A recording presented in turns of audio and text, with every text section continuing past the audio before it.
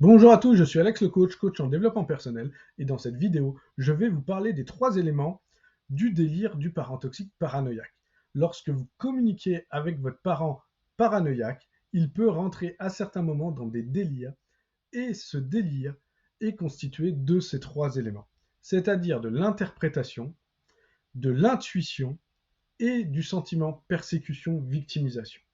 C'est-à-dire l'interprétation. Il va interpréter tout ce que vous allez dire et faire votre communication verbale et non verbale également pour être une base de son délire. Par exemple, vous allez vous gratter la tête, il va dire, votre parent toxique va vous dire, tu te grattes la tête parce que tu as mal à la tête, parce que tu es fatigué de m'écouter.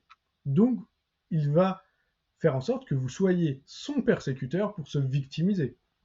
Ensuite, il y a donc l'intuition. L'intuition, c'est il va penser que il est très intelligent. Votre parent toxique paranoïaque va penser que c'est une personne très intelligente qui a beaucoup d'intuition. En réalité, il est dirigé par ses peurs du passé, ses peurs du présent et ses peurs de l'avenir. À chaque fois, il ne sait pas identifier ses peurs et il va prendre ses peurs pour de l'intuition. Par exemple, il va dire ton copain, ta copine, c'est une mauvaise personne, je le sais, je le sens. Pourquoi? Pas de réponse. Il sait que c'est une mauvaise personne, donc il vous dit que c'est une mauvaise personne, voire même que vous avez de la chance que votre parent vous dise que c'est une mauvaise personne.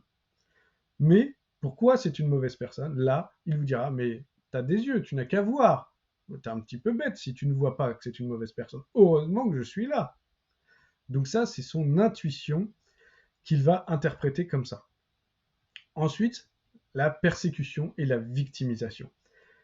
Votre parent toxique paranoïaque a besoin de cette persécution, ce sentiment de persécution pour se victimiser par la suite.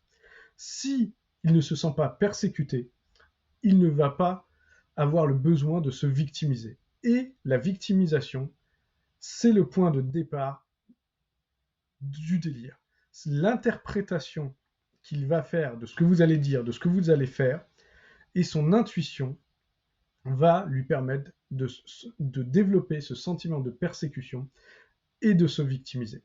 Donc les 3 éléments du délire de votre parent paranoïaque, l'interprétation, la surinterprétation, l'intuition qu'il confond avec ses peurs, il ne sait pas faire la différence entre intuition et peur, et le sentiment persécution, victimisation. Si vous avez un parent paranoïaque qui vous fait subir ces délires-là et vous ne savez pas exactement quels sont ces délires ou non dans votre communication avec votre parent toxique, contactez-moi et je vous accompagnerai pour faire en sorte que vous vous libériez de ce parent toxique. En attendant, je vous dis à très bientôt.